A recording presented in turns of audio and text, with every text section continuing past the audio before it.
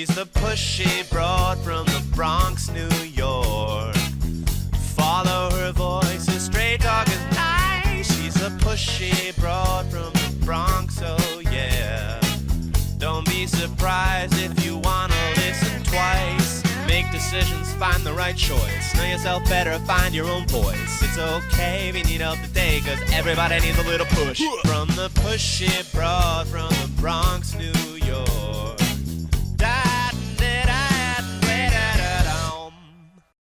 Welcome, Transformation Talk Network listeners. My name is Ellen Stewart, and I am the pushy broad from the Bronx. Welcome to my show, Recovery Recharged, where we share advice and support with experts in addiction and recovery. I am so thrilled to have this guest today because I always tell my listeners that when you are firm in your recovery, one of the best ways to continue on that path is to find what you want to do for work. What are your career options? What are your career paths? Do you know whether or not you're on the right career path? So I brought in an expert.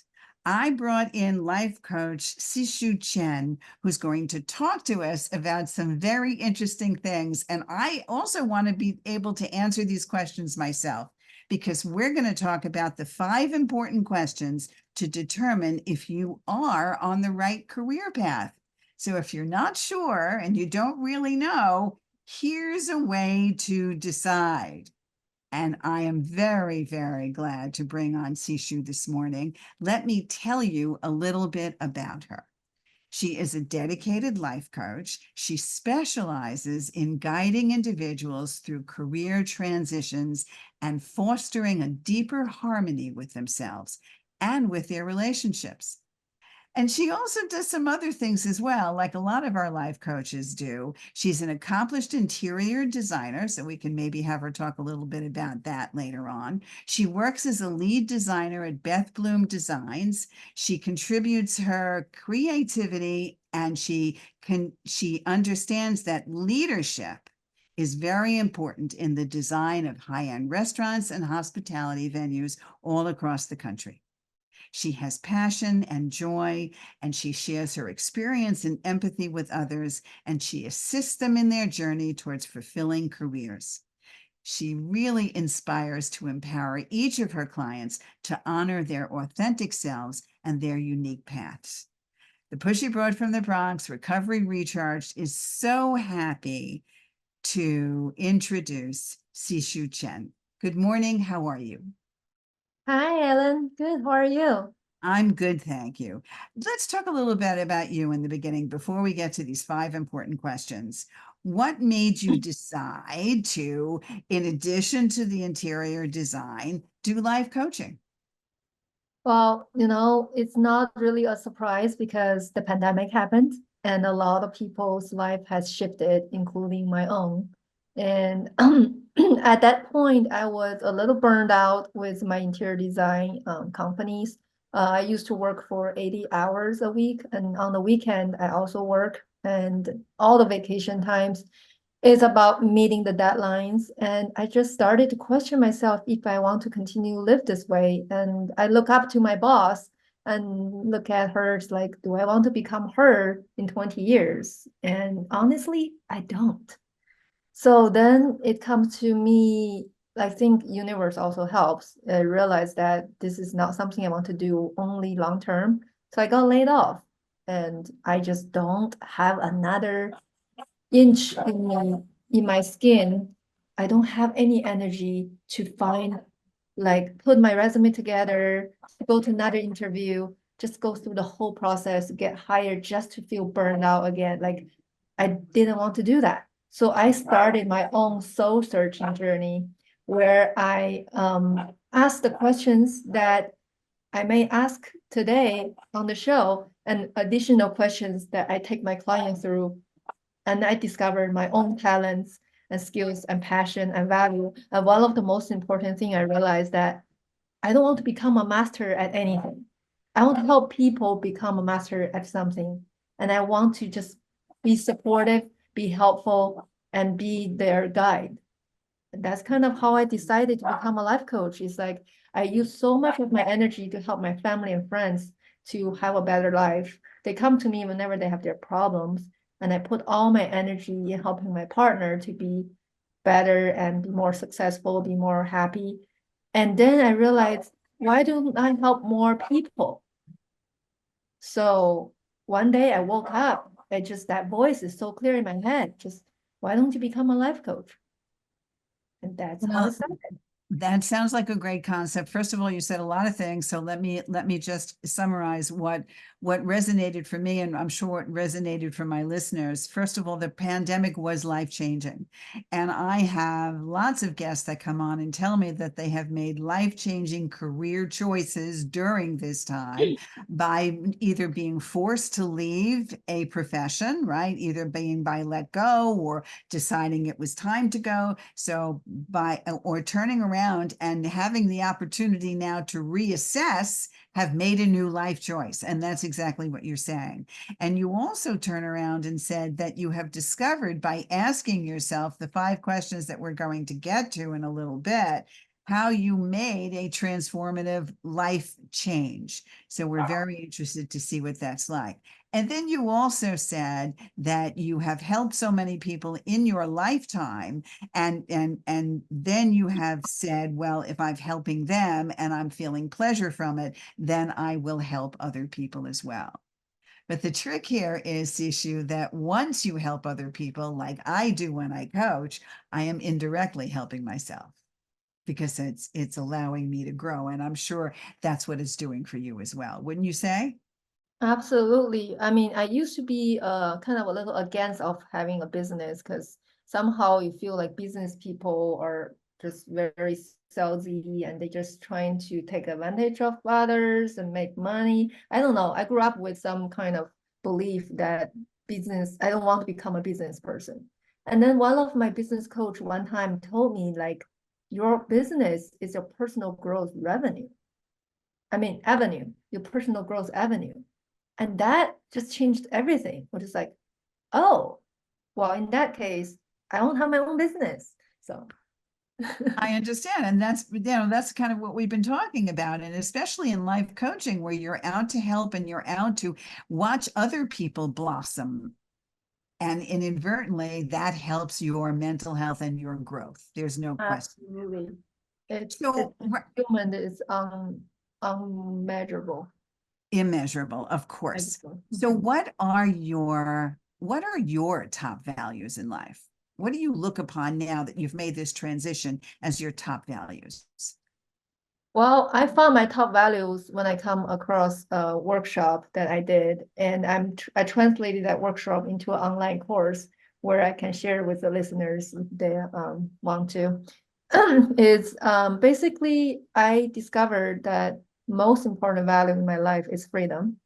So I want to live in freedom. I want to decide when I want to work, what I want to do. I don't want to follow what other people are doing. Like sometimes I go shopping during the week, but everybody go to grocery store at the weekend, and I don't want to stay in line. Like, and also like I decide when to take a break. Like sometimes I take my Wednesday off, and it's just I'm a type of person I don't like to be told what to do. So having freedom to make my own decisions is my number one value.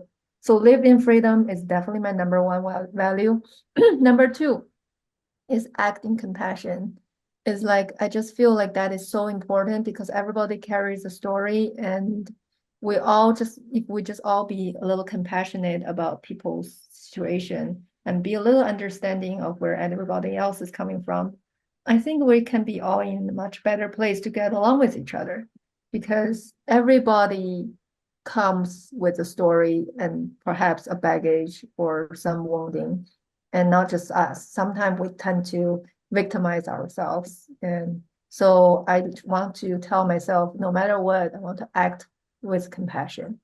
And the third value I have is follow joy. I'm a type of person that I want to do fun stuff in life and things that are interesting to me. So if something that is not interested to me, I just try to not spend much time on it because I get bored very easily. So if this is something I know is going to bring me joy, I'll go after it. So follow joy is my third one. And number fourth one is focus on personal development. which I think that we can continue to grow basically forever until our body fails, right? So I want to just continue do things, learn something new every day, do things to better myself. I mean, we're all work in progress, and you know, so that's my number 4. And the 5th one is improve the quality of life. I think that's one of my focus is that what I do is I want to see how can the overall quality of life get better, the people around me get better. Like I want to be the one that lead by example that affects people around me. If they get better, my interaction with them get better, my quality of life get better, right? So that's my 5 values. And I have this like a workshop that people can find their own 5 values. So where can they find that? Is that part of the workshop that is, did you call it something? Did you call it something specific? Yeah, I call it the finding your core values. Finding core values, which is wonderful. And I'm a very big believer in core values. So Sixu Chen has a course on your site. Tell people where we can find you. What's your website? Well, it's not on my website. I posted on this great e-learning platform called the Great Discovery. So it's on there. And when people go there, there's other courses on there as well. But definitely my course for finding your core values is there. And I can share the link with you where you can share with the people. Wonderful. We'll make sure to do that. Freedom, compassion, find the joy, personal development, and of course, improving the quality of life. And those are great core values to live by. And I think everybody should embrace them. And certainly when we're in recovery, we should be embracing them. Okay, so now we're going to get to the 5 questions to find out if you are on your right career path. So I'm going to give you the first one, and then I want you to explain it to us, okay? Okay. What feelings do you experience the most at your job? So explain that to us, and what should we be looking for? Well, this you can look in 2 ways. One is focusing on that feeling right before you're about to go to work. For example, Sunday night come around. You know you're gonna go to work the next day. How do you feel? Do you feel excited? Oh my God, I'm gonna go do this project, I'm gonna go talk to these people. Are you having that enthusiasm? Or you'll be like, oh my goodness, another week. Like, what is that feeling? It tells you something. If that feeling is that dread, you know you don't really want to be there. So that's the first way to look at it. Another way is that, well, you are at your job. What do you feel? Do you feel like there's a level of challenge that keeps you motivated? Or do you feel like this is too easy and you get bored, right? A lot of time people get comfortable with their jobs and they are in autopilot mode all the time and they are not well challenged and they feel like, oh, this is easy, clock in, clock out, go home, right? And but you get bored and you just have to be honest, like, are you bored at work? Because a lot of people who come to me, my clients, they say they can do their job with eyes closed. It was like, well, that means you may need to do something else because you want to learn and grow too, right? Like, you're not a machine.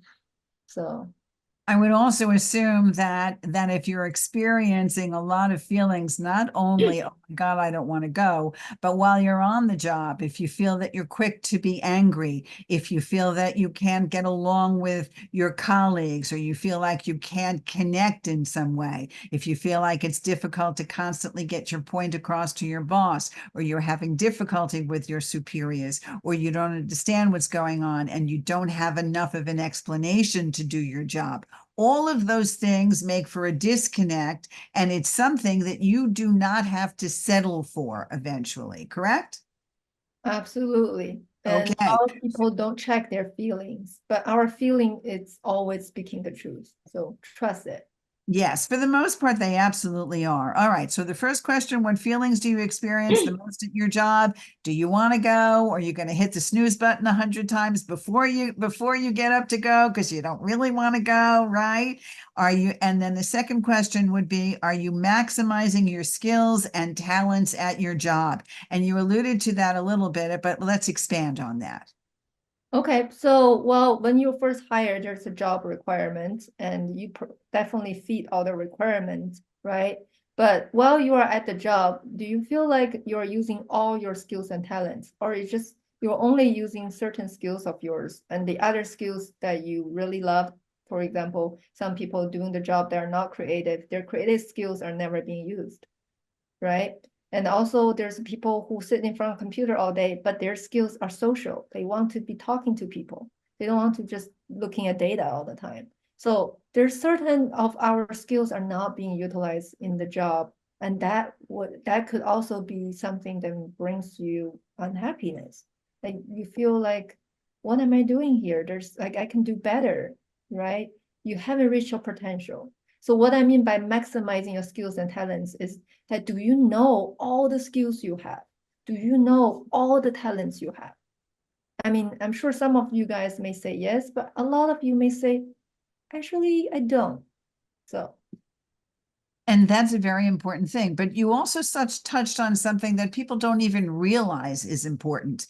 Do you want to work for a large corporation? Do you want to work for a little family concern? Do you want to work mostly from home? Do you want to work a hybrid of both home and in the office? Do you want to work around a lot of people? Do you want to get involved in company events and things like that? What culture do you want to work in? What kind of office and kind of situation makes you happy? And that's in addition to the kind of work that you're doing, right? Are you comfortable in your surroundings with everybody there? Are you making friends? Do you find that where you're spending most of your time, somewhere between 35 and 40 hours a week, that you are comfortable in that environment? Isn't that right?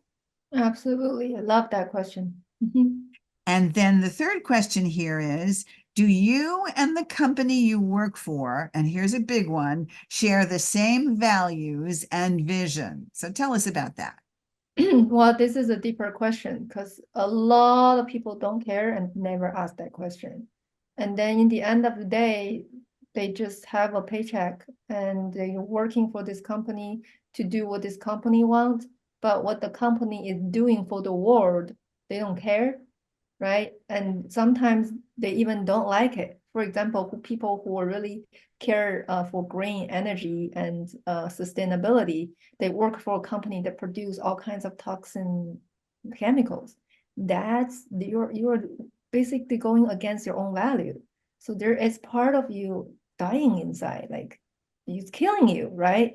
You yourself use green product, but you go promote chemicals. So that's what I mean. Like that's an example for like, do you and your company share the same value and vision? It's like you want to be on the same team. You want to go to the same direction because trust me, no matter how you pretend, if you and your company doesn't share the same value, it's gonna show somehow. You either suffer inside or you just perform less. And that doesn't help the company either. You're absolutely right. How we reflect ourselves on the outside isn't always how we feel on the inside, but if it doesn't match, then we will not be operating at what we consider to be peak performance. And I completely understand that. Also, you kind of alluded to a little bit about this. Maybe you were aligned with company values when you decided to move away from your profession during the pandemic, but you also had a feeling of, I don't think I want to do this anymore. In fact, your words were, I don't want in 20 years, I don't want to be my boss. And that is a good way of understanding whether or not you have an affinity for your particular career or profession or company. You can say to yourself, which is a very popular question they ask you in an interview, where do you see yourself 5 years from now or 10 years from now? And if you can't see yourself with this company, don't you think that's a pretty clear sign? Yep, absolutely. I remember at the time I was designing shopping malls. I personally don't like to go into shopping malls myself. And I have to design the shopping mall in a way that keeps people in it all day. The goal is to create an experience where people don't leave. And that goes against my value. I want people to go out in nature, not in shopping mall all day. So it's like that was one of the reasons that I really want to leave that company. Don't get me wrong, everybody. I'm still an interior designer, but now I design restaurants. And I love designing restaurants because restaurant is a place people gather form connection, create memories. And I am proud of myself in creating that experience for people. And you're also doing life coaching, and that gives you a different sense of fulfillment. Yes, Yeah. absolutely. All right. Question number 4. Do you feel good talking about your job with others? I mean, that question is given, right? Like when you meet somebody at a social gathering for the first time, a lot of people will start asking each other what they do. I mean, when people ask what you do you feel proud to say what you do, or you kind of don't even want to talk about it? I understand. And I know many people that say, oh, it's just a job. It's, it gives me my paycheck. It pays the bills, right? Don't you hear that a lot sometimes? Absolutely. And a lot of people, they even just kind of not lie, but just make it so abstract, you have no idea what they do. Yes. Or they exaggerate the importance of the job and they exaggerate the purpose and all of those things. And if you find yourself doing that, then it's time to make a different decision. Okay, last question, and then I have some more questions about jobs in general. It's very important for us to determine whether or not on this particular job there is room for growth. And why is that the case, Sixu? Well, we are human beings and our tendency is to grow. We all naturally want to grow. What doesn't make us grow? It makes us stay stagnant. And I think after certain time of staying stagnant, you will feel uncomfortable because that's against your natural tendency. It's almost like you put a plant, but you put a cap on top. So the plant is suffocated. So same thing with you. If you have no room to grow, won't you feel suffocated somehow? Absolutely. And some people do a lot of things around that particular situation, and they make choices based on other determinations. Yes, like all of these questions. All of these questions are very important, and I'm just going to read them very quickly. What feelings do you experience the most at your job? Are you maximizing your skills and talents at that job? Do you and the company you work for share the same vision and values? Do you feel good talking about your job with others? And is there room for growth? So if you answered a lot of those questions negatively, then what should they do? How do you help someone that answers those questions negatively? Well, it's time to consider a change. That's number one. And I have my slogan right there. Seek to change, see the change. Meaning once you start looking for the change, you're gonna find it. And that's exactly what I help people do, is to help them find, see the change they seek by taking them through a self-exploration process so they can get 100% clear on their talents, skills, passion, and most importantly, value. So if they want to work with you, you are doing virtual appointments as well as in-person appointments? So far it's only virtual. I haven't done any. Well, virtual is great, which means they can work with you all over the country and all over the world. So how do they find you to work with you? Let's tell our audience again.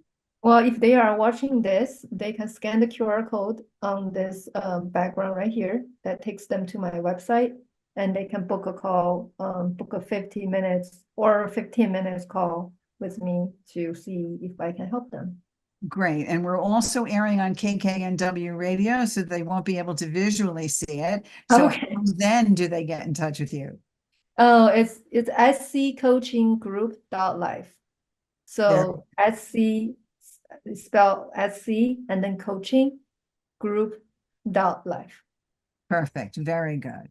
So I also want to talk to you a little bit about the other reasons people stay where they are. So what do you find the most difficult situation to move somebody over? What are they holding on to that keeps them where they are, even if it is a negative situation? Just tell us just a little bit about that. What's the one thing that holds them back from making the change?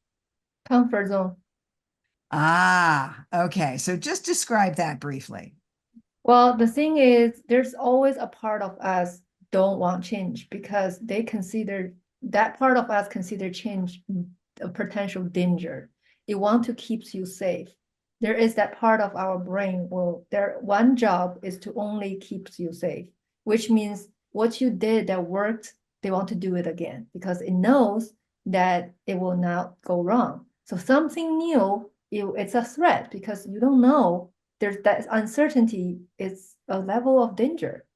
So people who are not leaving their job, even though they're miserable, they're comfortable, right? Comfortable enough that like I am getting my paycheck on time. I know exactly what to do, even though I'm kind of bored, I'm dying inside. This is for me to get by. But time will eventually take them out of that. Because I have a client who worked at Intel. It's a very well-known company, but he was doing his job with eyes closed. He told, that's his word, for 11 years. Finally, at year 12, he came to me and he said, I can't do this anymore. I don't know what I'm doing every day. I just feel like I'm a machine. I'm going there, perform the same thing every single day.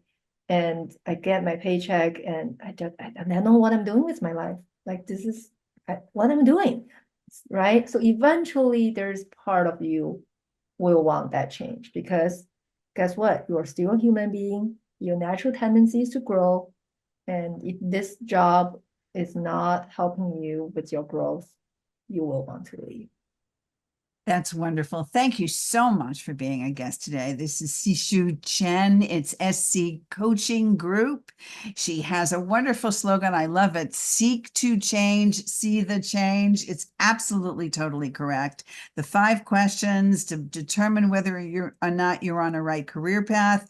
You can find her to do some great coaching. Thank you again for being here. This is Ellen Stewart, the Pushy Broad from the Bronx, saying thanks for listening, and we'll see you next time. Thanks for having me. And if you guys want to have the additional 5 questions, there is that 10 question to check career alignment on the Great Discovery as well for free. Thank you. This is Ellen Stewart, the Pushy Broad from the Bronx, saying thanks for listening. And remember, everybody needs a little push. From the pushy broad from the Bronx, New York.